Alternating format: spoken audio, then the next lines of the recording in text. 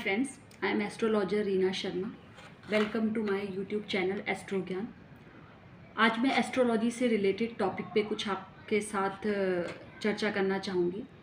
ये उनके लिए है जो एस्ट्रोलॉजी में बहुत ज़्यादा बिलीव करते हैं एंड उनके लिए भी है जो एस्ट्रोलॉजी में बिल्कुल बिलीव नहीं करते हैं. तो सबसे पहले हम बात करते हैं जो एस्ट्रोलॉजी में बहुत ज़्यादा बिलीव करते हैं.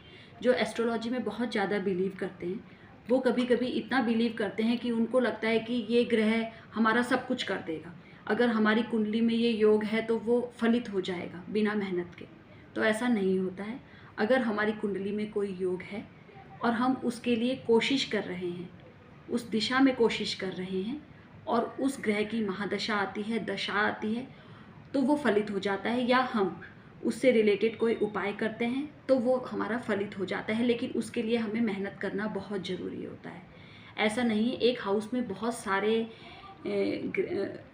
कारकत्व होते हैं उसके रिलेटेड. लाइक कोई ग्रह एजुकेशन से भी रिलेटेड होता है, कोई फॉरेन जाने से भी रिलेटेड होता है, कोई एंटरटेनमेंट से भी रिलेटेड होता है. तो जिस भी डायरेक्शन में हम मेहनत कर रहे हैं वो दशा आने पे, उस ग्रह को एक्टिवेट करने पे वो हमारा ग्रह फलित हो जाता है. सेकंड, जो एस्ट्रोलॉजी पे बिलीव नहीं करते हैं, ओनली कर्मास पे बिलीव करते हैं. तो मैं ये बताना चाहूँगी कि कर्म भी होते हैं लेकिन एस्ट्रोलॉजी एक साइंस है. एस्ट्रोलॉजी हमारे पिछले जन्म से जो हमने कर्म किए हैं उनको संचित करके इस जन्म में हमारी कुंडली प्रिपेयर होती है.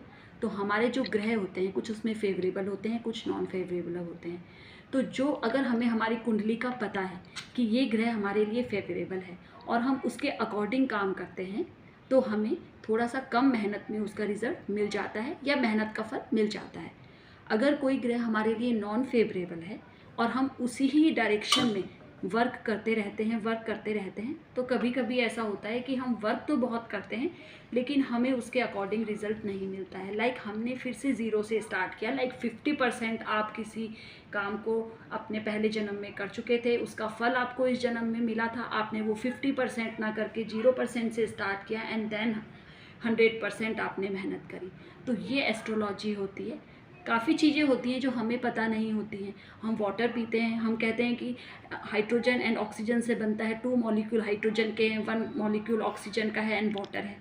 लेकिन हम उसको पीते हैं. हम कभी ये नहीं देखते कि कैसे मॉलिक्यूल जुड़े, कैसे बने. तो हर चीज़ के पीछे साइंस है. एस्ट्रोलॉजी भी एक साइंस है. तो आप इस पर बिलीव करिए. एक क्वेश्चंस बहुत ज़्यादा रेज होता है कि अगर 2 जुड़वा बच्चे हैं या इतने सारे बच्चे एक ही टाइम पे जन्म लेते हैं तो उनका कैसे भाग्य अलग अलग हो जाता है, ये कैसी एस्ट्रोलॉजी है. तो आपको एस्ट्रोलॉजी का एक ही चीज़ पता है कि कुंडली है. कुंडली के अंदर बहुत सारी चीज़ें होती हैं. जैसे चंद्रमा अपनी राशि बदलता है, नक्षत्र बदलता है, उसके अकॉर्डिंग हमारी राशि चेंज होती है. देन हमारा लग्न चेंज होता है, हर 2 घंटे में हमारा लग्न चेंज हो जाता है. देन कुछ वर्ग कुंडलीज होती हैं, नक्षत्र होते हैं जो हर मिनट में चेंज होते रहते हैं. तो वो मिनट में चेंज होते हैं. तो हमारे जो कुंडली के ग्रह हैं वो भी 1 मिनट के डिफरेंस, 2 मिनट के डिफरेंस पे चेंज हो जाते हैं. तो जो 2 जुड़वा बच्चे हैं या जो बहुत सारे बच्चे एक ही टाइम पे जन्म लेते हैं उनके ग्रह भी अलग अलग हो जाते हैं. तो वो कुंडली विश्लेषण के बाद ही पता चलता है. तो मैं ये कहना चाहूँगी जो एस्ट्रोलॉजी पे बिलीव करते हैं वो एस्ट्रोलॉजी भी माने और उस डायरेक्शन में मेहनत भी करें. और जो एस्ट्रोलॉजी पे बिलीव नहीं करते हैं वो मेहनत के साथ साथ थोड़ा एस्ट्रोलॉजी को भी माने तो उनको काफ़ी बेनिफिट मिलेगा. तो आशा है ये वीडियो आपके लिए इन्फॉर्मेटिव रहा होगा. अगर आप और वीडियो चाहते हैं तो आप मेरे कमेंट बॉक्स पे कमेंट कर सकते हैं एंड मेरे चैनल को सब्सक्राइब कर सकते हैं अगर आप नए आए हैं इस चैनल पे, और नोटिफिकेशन की बेल को भी क्लिक कर सकते हैं सो दैट टाइम पर आपको मेरे इन्फॉर्मेटिव वीडियो मिलते रहेंगे. तो थैंक यू वेरी मच.